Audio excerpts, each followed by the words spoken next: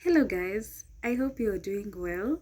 I hope you had a very nice week. I really had a good week. And I thank you guys for the support that you've given us, for watching the last video that I shooted, and also the last video that Eve dropped. Oh my god, we are really thankful.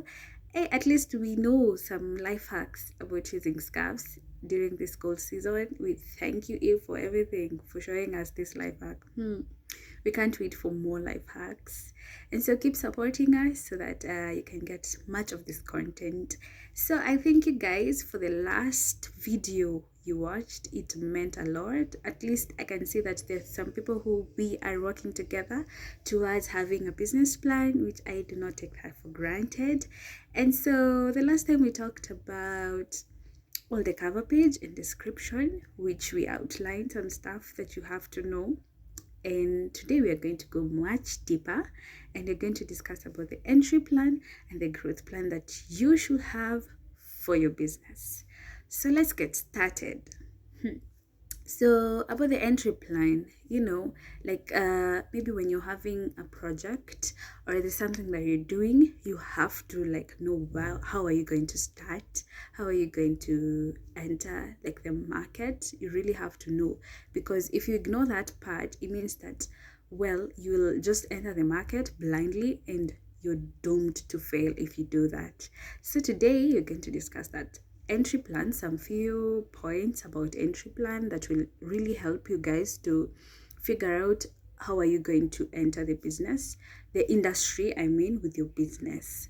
So the first thing you have to know about the entry plan is the competitive advantage you have over your competitors. It's very, very vital, because every business has a competitive advantage. When you look deeper into whatever the business, whatever, if it's small or big, you have a competitive advantage that you can use to profit your business. Yeah. So maybe, for example, because at the end of it all, I'll still use some examples so that you can understand, and most of it maybe I'll use from the shoe business, so you guys can understand. So maybe when you look at the competitive advantage of a shoe business, it means for us, we had a competitive advantage of having customized shoes, yes, which are not only customized according to the size, but also the style of every woman. We women, we have different styles, and we love our styles, and they make us very comfortable. And so that is a competitive advantage that we have over other businesses that sell shoes out there in the industry. So you also have to know your competitive advantage. But it doesn't mean that when you have a competitive advantage, you're very advantageous and you don't have weaknesses. You will have weaknesses in terms of, you'll have disadvantages in the market, because if you don't embrace like the weaknesses, you will be doomed, because you'll always want to be perfect, and there's nothing that is perfect in this world. Yeah. And so you have to know the weaknesses that your business has in the industry. For example, maybe we can say for us, well, we want to customize shoes in terms of style, but I can say weakness is getting the raw materials. Yeah, raw materials, it can be a challenge, and so that is like a weakness in the industry, because when you see, you'll have to use a lot of resources to get the raw materials. You'll have to search, you'll have to go a long way, whereas your competitors, maybe they're still selling, they're still making they're still making profits each and every day. Yeah, but you're still struggling with your challenge. And so you have to really know your advantage, your disadvantage. And well, after knowing that, you'll have to know, how are you going to price your products. That's a very important part of a business plan, because you'll have to know, how are you going to price your products.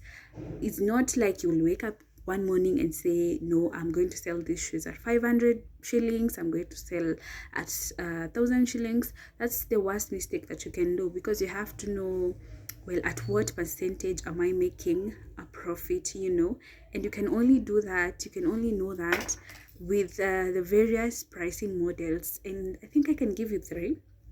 The first model, which is very, very, very important, the first that I can recommend for all the businesses, is penetration pricing. When you're penetrating the market, you cannot penetrate the market and go price your product at the highest price. That will make your business fail in the first instant, yeah, because competitors are pricing at the lowest and you pricing at the highest. People won't come to buy to you. However good your products are, they'll come maybe the first time, and then the second time they'll be like, oh no, but the other business is selling at a cheaper price than these people. So what do? We vacate and go to the next people who are selling cheaper. So you have to penetrate the market at the lowest price, and that is the model about penetration pricing. The second that you can use is competitive pricing. After some time, after you have settled and you have your own customers, now you can play with your competitors. You look at how they're fluctuating their prices. If today they are going high and you see, okay, people are complaining because they are going high, you go low. And when you're low and they're going high, you go high. It's like you're competing with them so that you can retain your customers. But also there's a third model, which I think is very important, not only for our business but also other businesses that sell quality items. It's called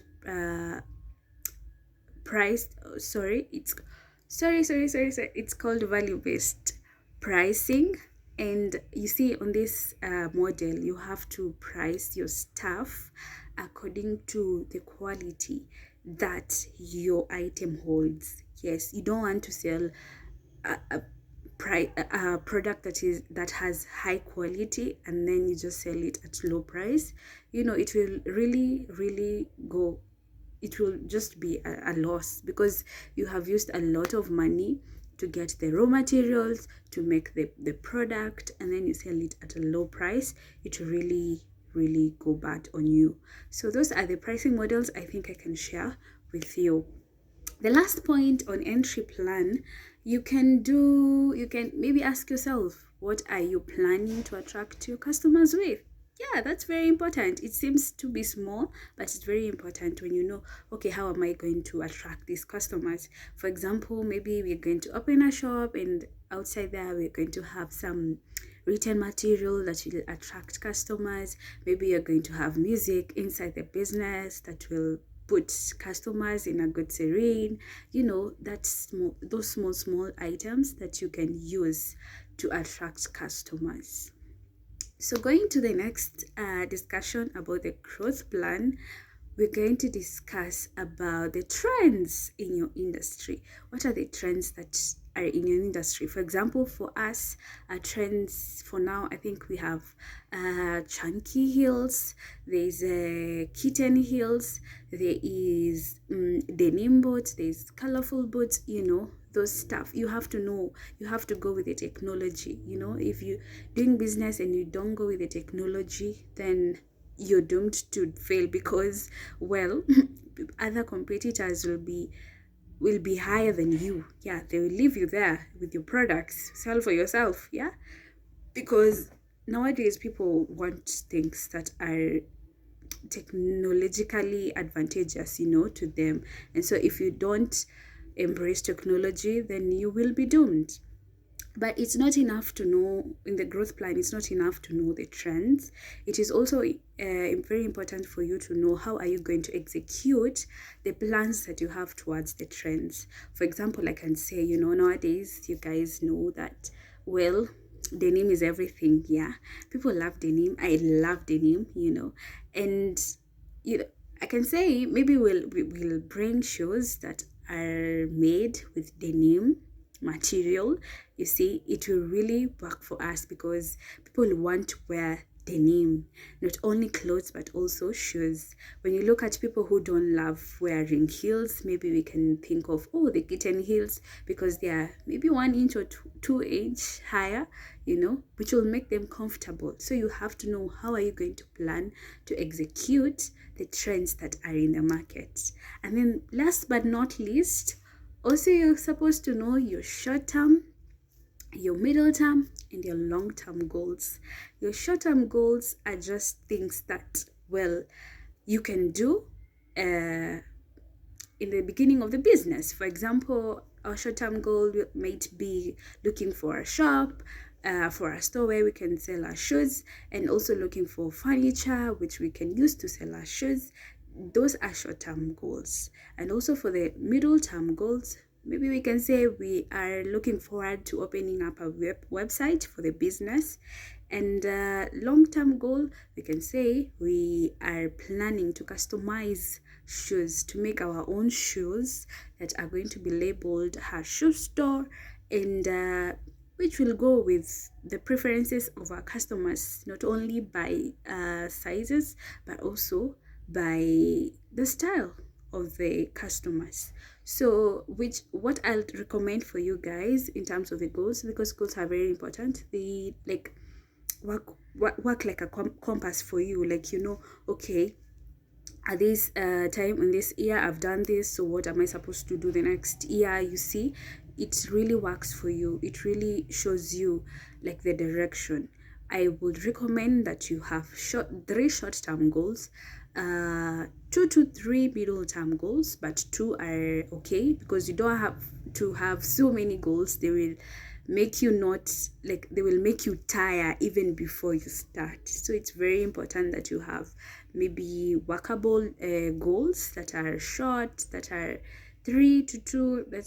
Those are very, very okay. They can go with anyone, with any business, small or big. So 3 short-term goals, 2 to 3 middle term, and 1 long term. Yes, 1 long term that you're looking forward. If you have two, it means that you're not very sure about your business, where you want it to go to, or where you want it to be in future. So it's very important that you have 1 long-term goal that you want to achieve at the end of a certain period of time. So as you can see, today we have learned a lot, guys, and it's very important that you go back, as we always say, go back and reflect on your business, on your idea, and write it down. You don't have to have a business running right now so that you can be writing a business plan. Maybe you want to have a business in 2 years from now, you know, but it's good to have this business plan written, and it will really make things very easy for you in the near future, that when you want to start your business. So thank you so much. Let me just stop from there. I don't want to continue. We'll discuss much more the next time, the next week. So I'll see you then. But this week, please work on things that we have discussed and try to reflect on your business, on your ideas, and see what can work for you. But before I leave, I want to leave a quote for you. And well, it's about things that the ideas we have about business. And I can tell you for a fact, according to the quote, it says that, you know, you don't work or you don't build a business, you build people or customers who build your business. Yeah, so work so hard to build it, people who are around you, the customers who are around you, the customers who come and buy your stuff, and eventually your business will remain strong, and it will just be successful according to the goals that you have planned. So thank you so much, guys, and well, may God bless you, and until next time, bye.